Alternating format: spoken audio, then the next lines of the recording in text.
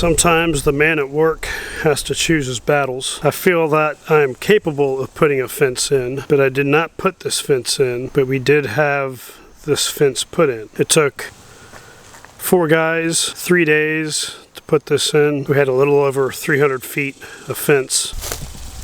All of it probably was not necessary, but it was necessary. This part was necessary. That part was necessary. All of that part was necessary.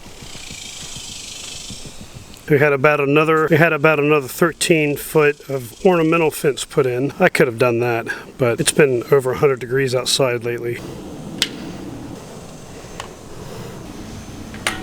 It's pretty nice. Saved a couple panels for my friend. This part of the fence was probably not necessary, but we had fence here anyway, and we're about to have a new neighbor move in, I guess, since the house sold.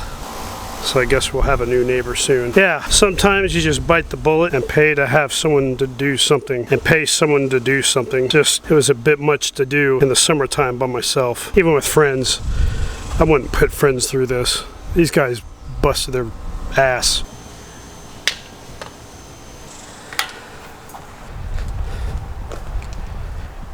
With the new fence, I'll be motivated to get rid of this thing. Clean all this up.